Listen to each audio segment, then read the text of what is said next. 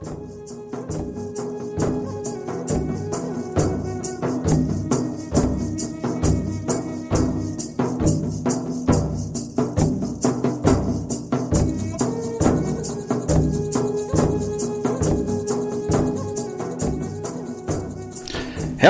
you're on the road less traveled with Gary L. and GGsBoo here on RealLibertyMedia.com and RLM Radio and all over the world later on with archives on YouTube and Spreaker and SoundCloud. That's it.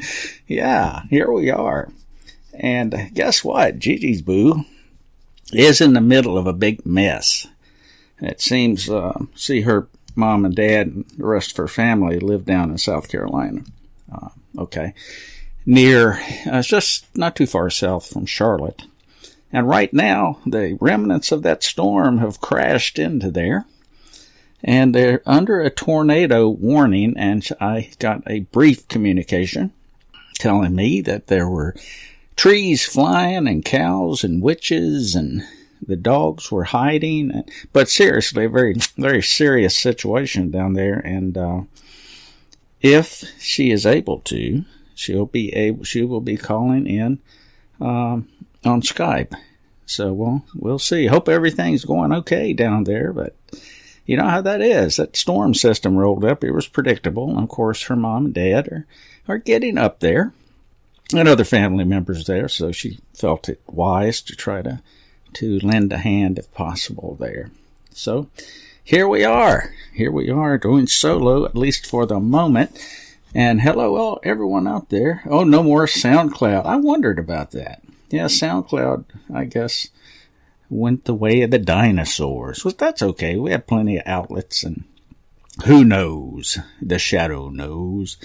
But at any rate, we'll say hello to everyone over in the chat room. We did not do that last week, I'm afraid. And I don't know, it just got away. You know, those things happen. And by the way, this week has been a crazy thing. You know, you think when you're well, I guess in this case, quasi-retired, as it turns out, it seems, that you have time to do all this fun stuff. But no. It seems like it gets worse. There's so many, when things going on and you've had certain associations in the past that still pop up from time to time, and in a good way. Don't get me wrong, in a good way. In fact, it turned out in a good way this week, which we'll get into later. But hello to everyone out there. Grimner, Kate, Trust No One, Asmo, Betsy, Bitcoin Bob, Chloe is here twice, Free and Slave, Graham Z, Ibidon C, Java Doctor's here twice, JJ's here, Wanna Taco, Rain, Robworks, Tip Bob, Vinny, Beetle, Behind the Woodshed, there's Hal. And some of the things that we'll touch on today, I listened to Hal's show, very good. And we're going to touch on a little bit of that. We'll get into a big discussion, but there's some important elements to consider, some issues that were brought up, and we're going to try to address some of that. Anyway, Kofax, Dima, Frumpy, Goober, Zilla, Jehovah-1. An alter ego for Jehovah, huh? That's interesting. Kozu, Mbot, Moe, not familiar with that one. Poxified, another one, interesting. Pawn Sauce, a guest, RLM 18800. Hello, you can always change your name, and you can ask people in the chat room how to do that if you'd like to have something other than a generic label. But that's okay if you don't. Sock Puppet, hey Sock, Slim Jim Flim, Teddy, I guess that is, and the Phantom. Everyone's here. That's outstanding. Odiferous. Oh my. Hello, Vinny. Oh my. Arousing or meriting a strong dislike, aversion, or intense display. That's odious, dude. Okay. Hey, Free, what's happening? Yeah, we're hoping that the bear is not a bear in the air, presently, but hopefully she'll be tuning in here shortly. Like I said, there are a lot of, we're all over the place here today. So I guess maybe a good place to start. I have so many tabs and different windows. Let's start here, because this is something we touched on. It's local to us, and we talk about the impacts that one might have locally. And here is one of them, actually. Now, you can't say with certainty that certain contributions, I guess you might say, might have had or not had an impact. Don't know. But remember the Charlottesville story with all the Antifa and the alleged, right wing, white supremacists, I guess.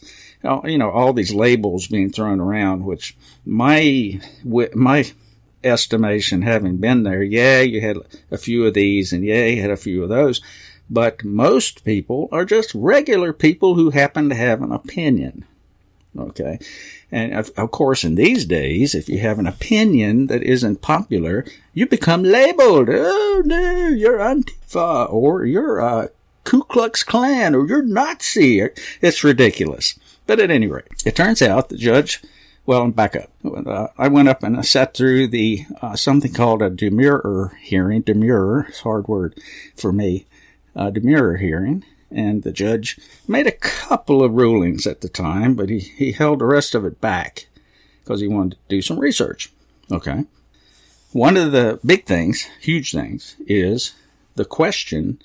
To me, is not a question, because I found all I needed to know and shared all I need to know to show that the current statute that protects these things in Virginia is, in fact, in full force on everything that existed previous to the recodification.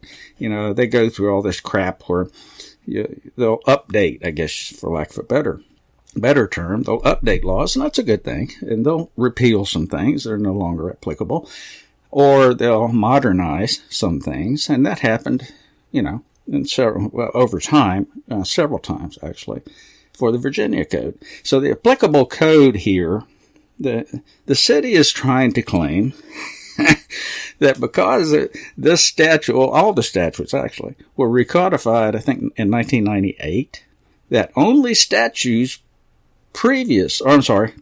afterward, I guess it'd say, subsequent, that's the right word, subsequent to 1998 are actually covered by this statute. It is absolutely, let me back up. It's an ingenious attempt. It's an ingenious attempt. What you would expect from a bar member, especially from a government bar member, okay?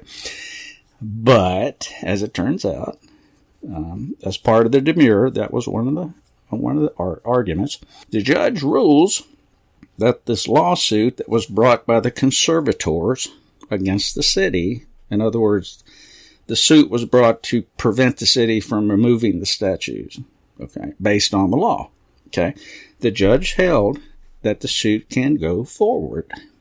Okay, so does that not give you a little bit of a clue? And I already had a clue from sitting there watching the judge and listening to him.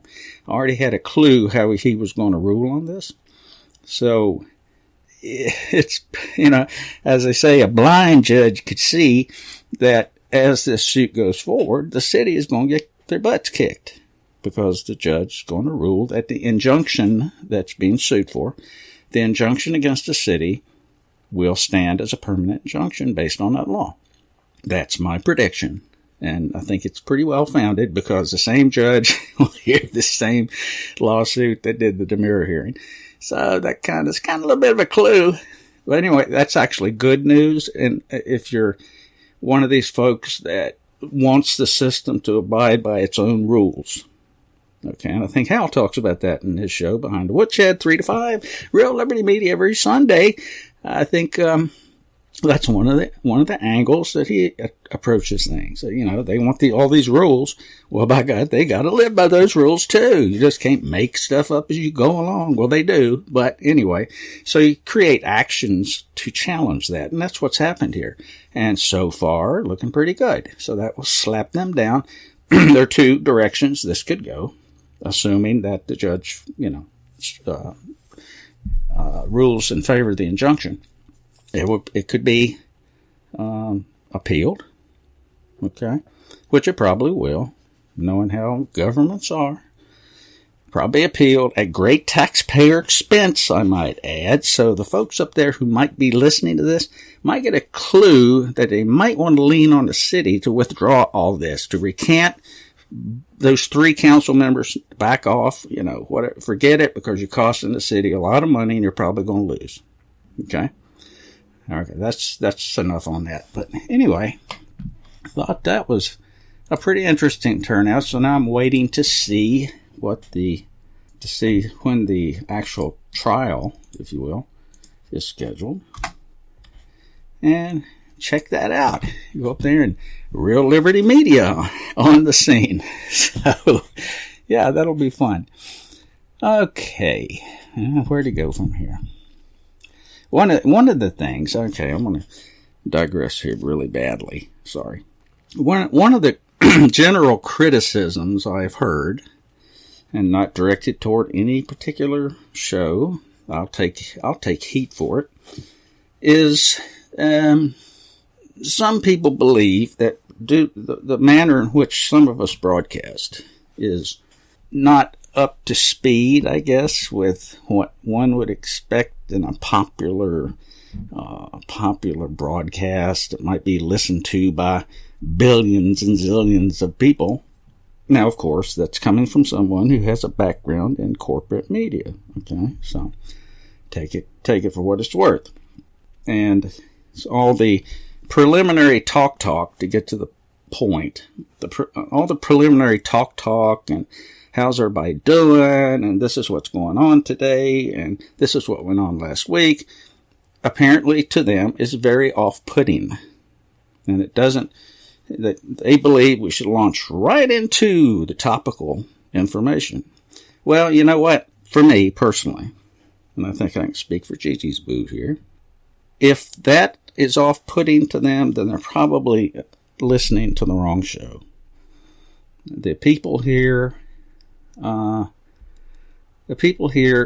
are close to being family. In fact, in many respects, have a lot of characteristics of a family. So we like to visit, and that's kind of the way we do things. And quite frankly, we're not here to to be syndicated or whatever. I don't care. I never have. As far as I can recall, we haven't made a freaking red cent from these efforts, and nor do we have any intent of doing so. And that's not the whole point. The point is to maintain a dialogue, a dialogue, if it means 2 people, but a conversation, I guess, with all the people out there who want to participate. And participate in maybe we're kind of homesy and all that crap. Okay, that's us. And why do you want to be somebody or not? Now, that might work for the big head talking heads out there. That's great. And all the advertiser-based stuff and, all that mess. But it doesn't work for us. And I think it doesn't work for a lot of the people who do this sort of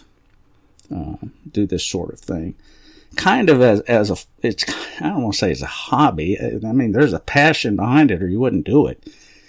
But not trying to win over a huge number of listeners. I'd rather have a very few listeners who know what the hell's going on than a whole bunch of listeners who are just babbling around out there. So, what in the world? They're coming up with all kinds of words out here. Pseudicated? What is the pseudicated? I don't know. But that's one of the fun things about the chat room over here at reallibertymedia.com. If you're not here, you're messing up. If you're too busy worried about the fixed outcomes of all these college and professional sports, okay, that's your thing. Knock yourself out.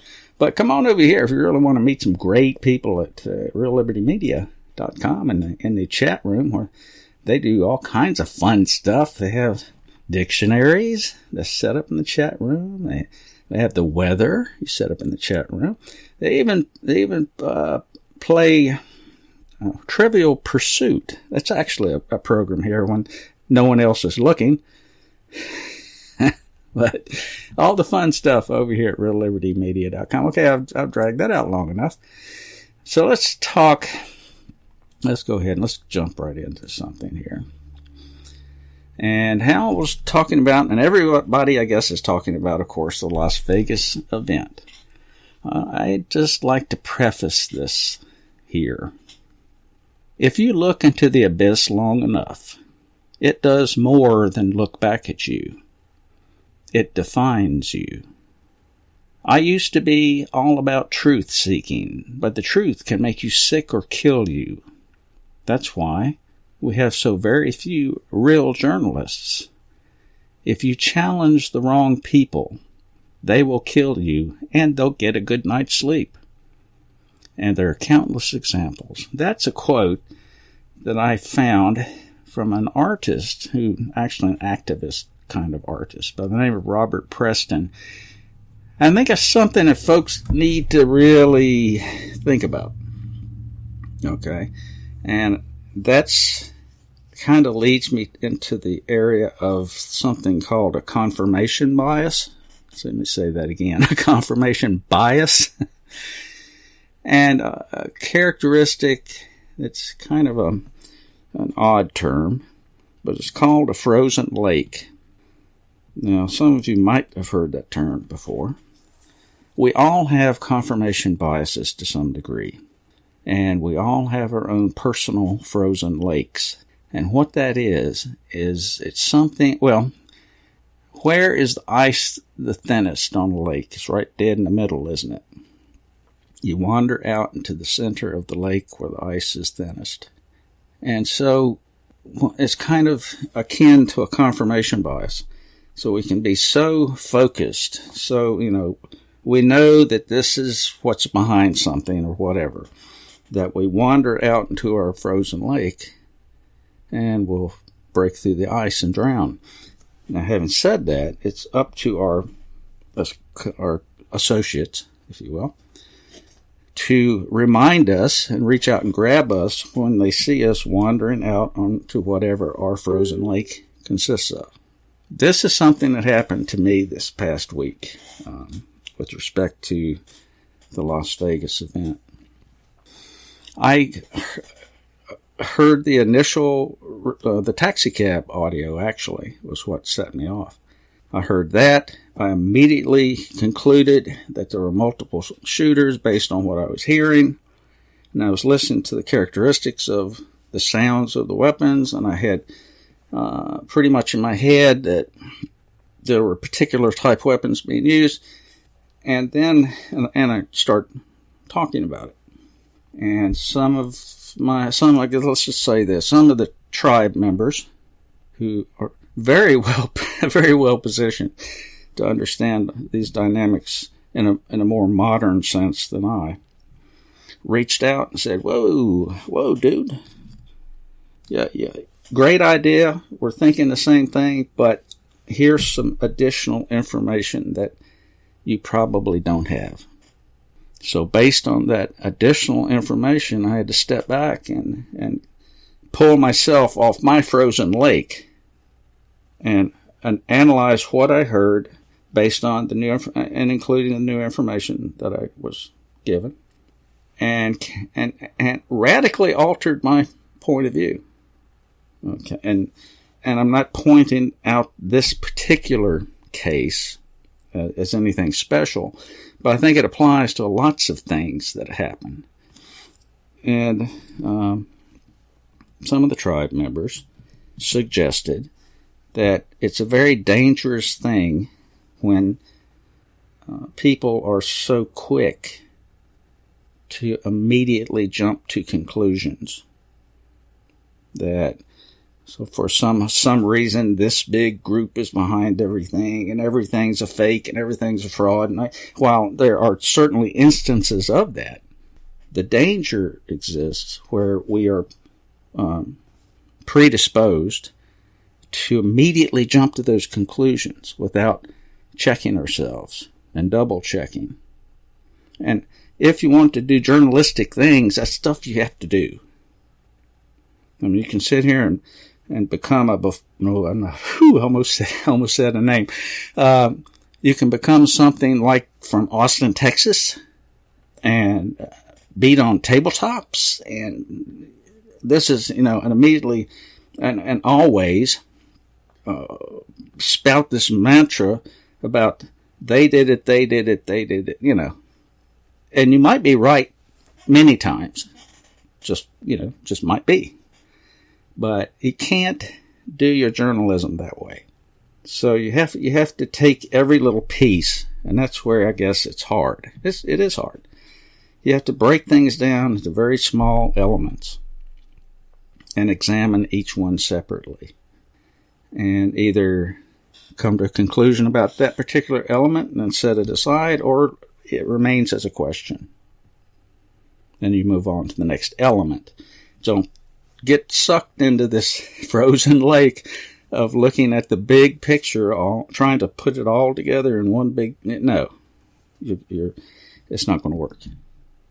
Okay? So anyway, it's not an indictment against people who have identified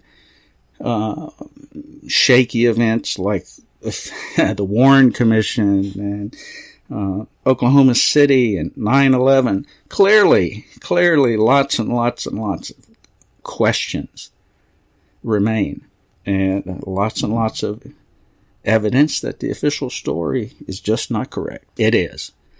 But when you start trying to point fingers at exactly who's behind it, that starts getting a little dicey at that point.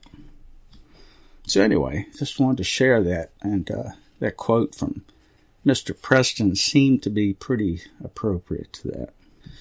Okay, what are we doing? Still no GGsBoo. I hope everything's okay down there. I do have the Intellicast imagery up showing the storm system as it moves through. So anyhow, what's next on The Price is Right? Like I said, we're kind of rambling all over the place. Let's go to a less compressive topic real quick here. How about, we hear a lot about computers. I know, as a matter of fact, we did another discussion video with Suspect Sky and a couple other guys. And yeah, we talked about, again, the Mandela effect. And I'm going to tell you, I mean, you can have, everyone has his or her own opinion about this thing. But I'm going to tell you, this latest one has absolutely blown me away. And I'm only going to say, let me ask a question. And now those of you who did not listen to the discussion video, okay, this is actually for you. The guys who already listened to it, don't cheat. So here's a question. How many people out there are fans of Star Trek in general? Okay, and how many people are fans of Star Trek The Next Generation? Captain Picard and so forth. Okay. Now, here's a question.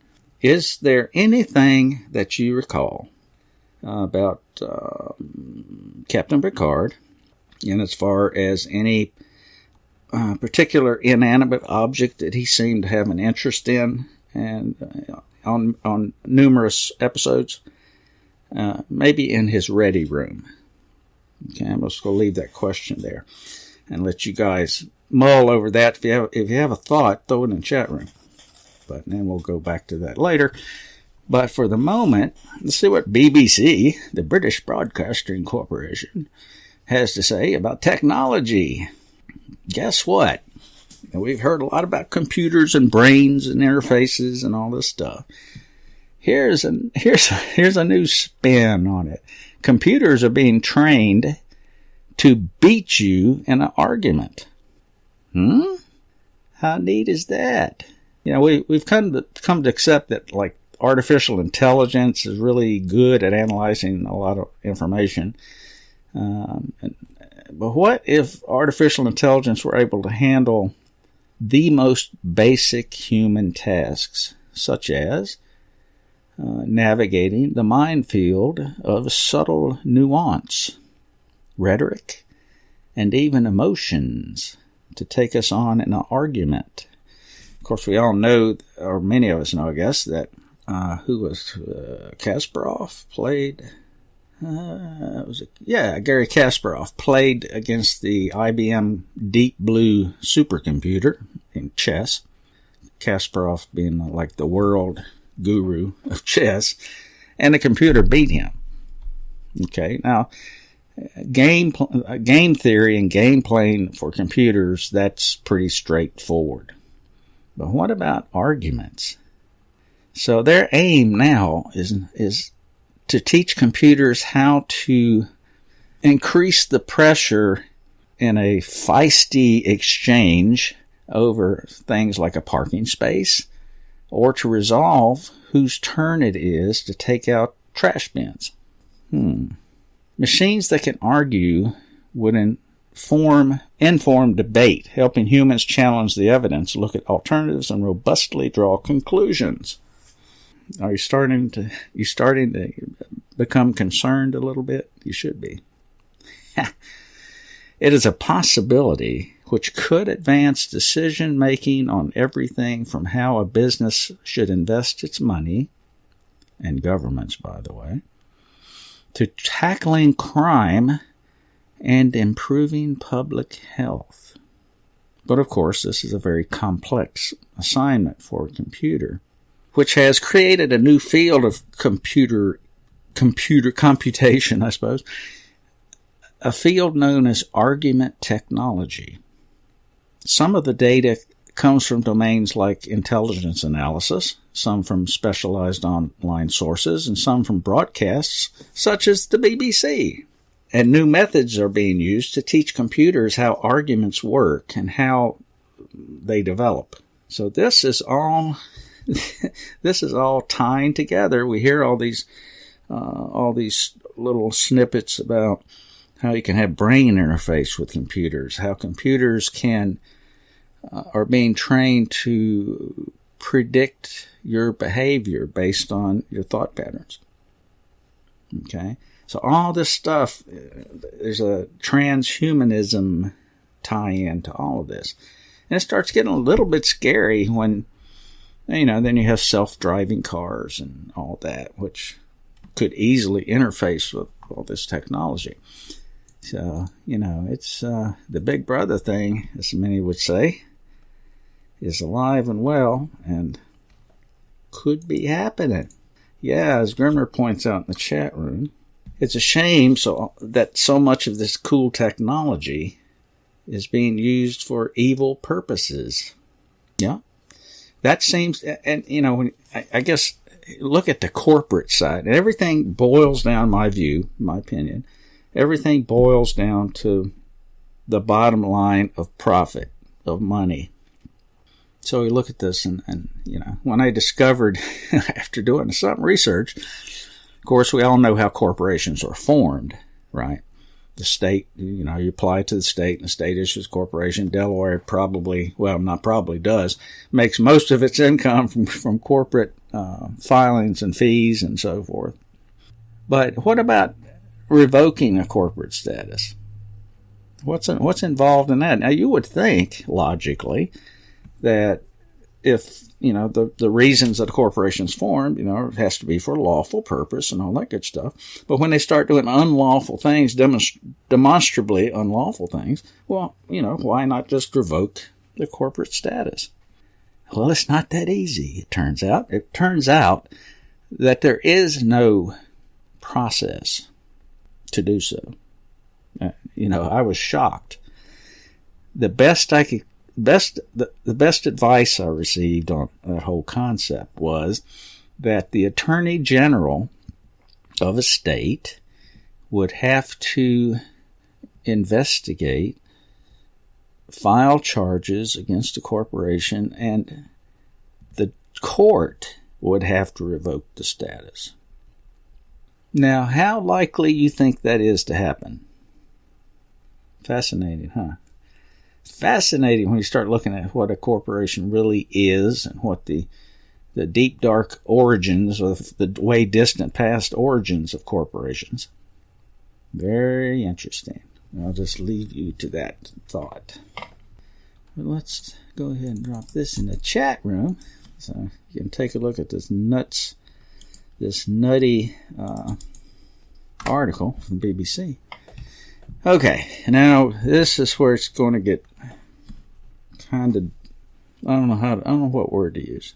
The last couple of weeks we've discussed in varying details about this website that has all these predictions about world population and whatnot.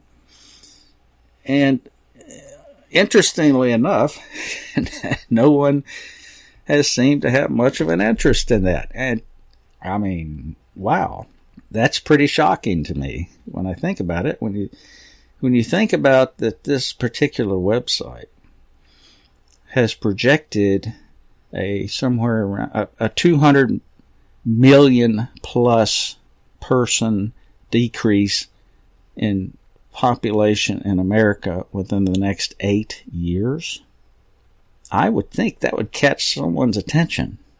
Well, it has actually in the past, but it seems like it's one of those things that just kind of slips under the radar.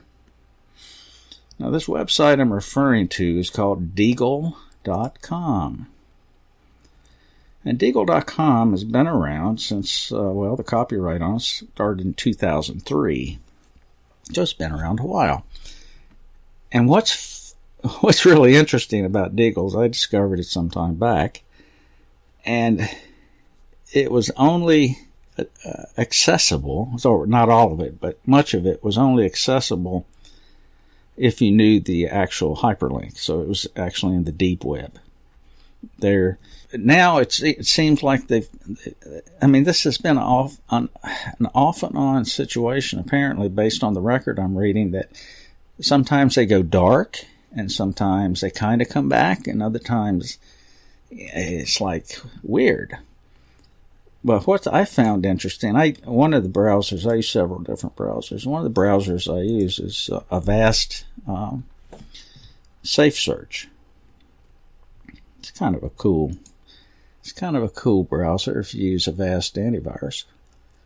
But Avast Safe Zone only brings up a flash image that says Deagle Web Solutions. Contact sales at Deagle.com. And that's all you can get by typing in Deagle.com on Safe Zone, which is interesting. So when I go to Mozilla Firefox and put Deagle.com, I get a regular page, which I didn't get before. So they've actually come back up for air, I suppose. And what you see is an amazing amount of information that's essentially military industrially oriented. One of they have different sub areas of combat aircraft and space systems and fighting ships and airliners and defensive weapons and cannons and carrier propulsion, protection, sensor systems. It goes on and on. They have news. And I'll drop the link in. Let me go ahead and do that now because I want to see how many people can actually see this. Because it's kind of weird. Because I actually flushed all my caches and all that, all that good stuff, thinking that might have an impact, and it did not. So there's something about that website that triggers Avast Safe Zone. Don't know what it is. But at any rate, over at the bottom right, other information, there's countries. Okay? And as you go here, there's a list essentially of every country in the world. And it lists, we'll go ahead to the United States of America. And it lists things like the surface area and the population density and gross domestic product, purchase power parity, the budget and the military budget, two separate things, and number of imports, number of exports, and as this is setting on this page, it's from 2016. Well, and then they drop down to a forecast for 2025, where they go through much of these numbers again. Okay, well, let's just see here. In 2016, they list the United States population as 324 million. Okay, and gross domestic product per capita of $57,286. In 2025, they forecast the population of 54 million. That's a 270 million person decrease in a very short period of time, which will drop the density from 34 inhabitants per square mile to only 6. A gross domestic product of $19 trillion to $921 billion. And interesting military budget from $612 billion to only $8 billion. Now, they also, on the right-hand column, if you're there and you're catching up with me, they list world figures. Presently, world figures show that a $1.6 trillion military expenditure worldwide. But in 2025, that drops to $1 trillion. Now, trillion's a lot, so 0.6 trillion is a lot of money. So what's going on with this? Who are these knuckleheads, right? It makes you wonder who they are. Well, let's see if we can figure this out. Where once, wow, it's changed again. They had all their notes, which are gone. Anyway, as I recall what the notes said, they basically forecast a collapse in economic collapse. And from what I can gather, it affects all the highly developed, the first world, I guess you call it, highly developed countries. I'm just shocked at that whole, it was a very long write-up that discussed their rationale, what their sources and all this stuff. But what's interesting also are the winners that come out of this. And let me back up. Anyway, they talk about a financial collapse, and they actually use some of the terms as a result of the economic Ponzi schemes that have existed all this time. Now remember that, because as I get into the who behind this, it's going to sound kind of surprising, actually. But they attribute all this to the shaky deals and Ponzi schemes, and eventually the whole thing collapses. And I think most people here already know that that's the ultimate outcome. But what's interesting is that these folks have been talking about it for a long time. Some of the winners, it appears, if you want to call it that, somewhere like Mexico. Mexico's population, according to the forecast, goes up 1 million people. Some of that is anticipated to be the result of the migrations from the United States, for one.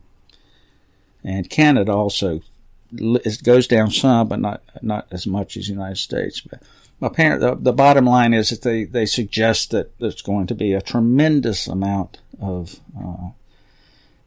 a tremendous number of people bailing out of the United States and going to other places, which will account for much of the population shifts that we see. But there's also this little troubling thing where the world population, according to their statistics or their projections and statistics, presently 7.3 billion, which will reduce to 6.8 billion. Now, some of that could be demographic change, I guess, and so forth. But what about the potential for unrest? We're talking about a very short time frame, right? When all this stuff looks like, or they predict it. Apparently, a lot of people who follow this believe it, whether it's true or not. But at any rate, this is probably where a lot of the planning goes into the things that you see happening today. The militarization and so forth. But anyway, when you see this, it makes you wonder how many people are going to end up getting killed as a result of this fall, of this destruction of the economy, I suppose. It's a programmed one. Because let's just go ahead and jump on over here to the domain, which went away. I have to look it up again.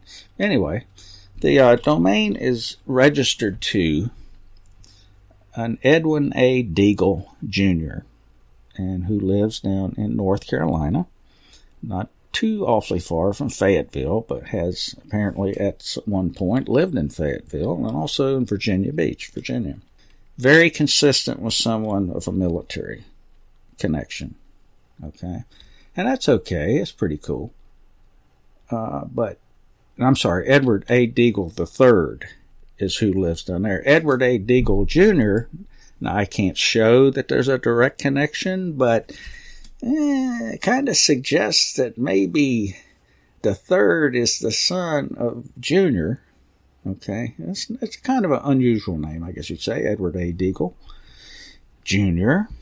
is actually the director at one time, 1981, by the way, the director of international relations at the Rockefeller Foundation. Edwin A. Deagle Jr., Ph.D. He wrote a foreword to a book called World Energy Survey by Ruth Sivard, where he said in the foreword that the massive energy transition the world has been undergoing since 1973 continues to be full of surprises. Past predictions of energy independence based on the diversity of supply, of the unlikelihood that conservation based on higher energy prices would be of much help, of the prospect that OPEC countries would drive prices higher and higher, have all proven wrong. Many people now interpret the current surplus in the oil market as evidence that the power of OPEC is broken and the energy crisis is essentially over. This prediction is undoubtedly wrong, too. So anyway, I'll drop that into the website. Kind of interesting. We'll keep on rolling here, but the fact that there appears to be, it's pretty, it would be pretty odd to think that that's not the case, that there's not some relationship here among these folks. Let's look at who this guy is. Edwin A. Deagle Jr., Ph.D., Director, International Relations, Rockefeller Foundation. He's the author of the World Energy Survey, 2nd edition. He also was the assistant to the Secretary of Defense and the Deputy Secretary of Defense in 1994. And this article here, and like I say, it's a blog, it's an article. I'd have to reverse engineer it, but I'll just give you a couple of conclusions that this writer's come to. He says that this writer's sources tell him that Deagle is the same exact kind of organization as Zapata Oil. Deagle ran guns through the ambassador Chris Stevens and subsequently delivered them to al-Qaeda in Libya and in Syria at the same time of Stevens' death. That he was intimately involved in Benghazi in ways that will be revealed later. Now, this is all this writer, okay? You take it for what it's worth. So anyway, but talking about the website and the predictions, it says, if accurate, Deagle's catastrophic population reduction report for the United States and declining Western countries could help to explain the desperation of secrecy involved in chemtrails and all this. Okay, whatever. So anyway, I'll drop that in. This is just curious. I'm not, confirming nor denying anything this guy's saying, but it's curious. Okay. And, it's in North Carolina. If you look at the home that the third is this guy who's behind this Deagle.com, apparently. That's who's registered to, anyway. Great kudos that he actually has his own name on the registration, which I found odd. But anyway, it's all, I'm not going to drop that. That's probably a little too personal information, so we'll leave that alone. So anyway, hey, look at that. I don't know. I'm throwing it out there. We need some looking. Someone needs to look at this. Now, I will say that I guess the point is that if this is what it appears to be, and they list multiple sources from all over the world, and that was part of that write-up that I can't seem to get to now.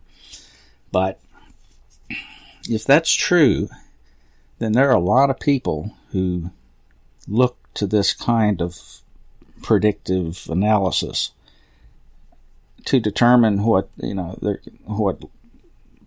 programs are going to be established, what regulations will be established, what laws will be put on the books, all this kind of stuff. You have to really think about that, because there are people out there who apparently believe that this is going to be the case. Okay. So I don't know. It is what it is, I suppose. But that to me is a very, very disturbing. It was very disturbing data. That, like I said, it seems like it just kind of bounces off people, and a lot of people are saying that it's some kind of fraud. And well, if it is, it's been going on for a long time. And if it is, they spent a good deal of the time in the deep web, where that wouldn't seem to strike me as someone who's trying to perpetuate a fraud. It would make it quite obvious, and you hear people talk more about it. But no, it's a little bit concerning. What you can do about it, I don't know. But let's talk about some things that you can do in response to certain things. So let's shift back to the Las Vegas event. Okay, here are some things that could help someone if they were unfortunately caught up in this kind of scenario. To begin with, you're in an urban area, all hell breaks loose. Okay, you might hear multiple shots and echoes, very important, and coming from all around you. In addition, all the people screaming and yelling and making all kinds of noise. And it's just general chaos. Okay, so what are some things that you might do to protect yourself? All right, and how to get away from it. Okay, there are a couple of things characteristic to gunfire like that. You'll hear gun chatter, okay, but then you'll hear gun snap. You'll hear snaps. And I don't know how many guys play baseball, have been around baseball, and if a baseball comes way up, it goes way up in there, and it hits the ground. You know how it sounds when it impacts the ground? When rounds like that are impacting the ground, they sound like that. So if you hear the snaps, that is actually the projectile breaking the sound barrier. And that means it's coming in your direction or over your head. It's snapping, and you hear the impacts. It also sounds like that when it hits a body too, but that's kind of morbid. But when you hear that report, that's when you get down. Take cover, because it's coming at you. But when it transitions to a chatter, it's hard to describe. It's not snapping. Just hear the chatter. That's not coming at you. That's when you jump and run to cover. Does that make sense? It's very important. That's one of the things you can do to get out of a situation like that, if possible.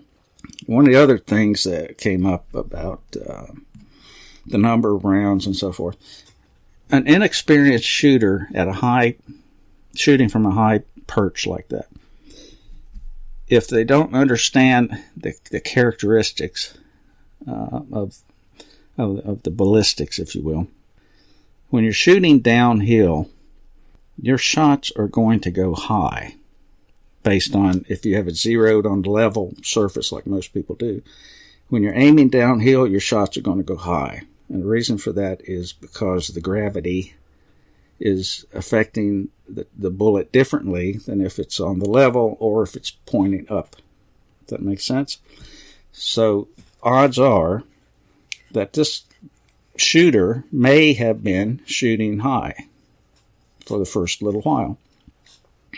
And that's something that you can use to your advantage as well, maybe, if you hear that snap going over your head and it appears that the rounds are impacting at a distance.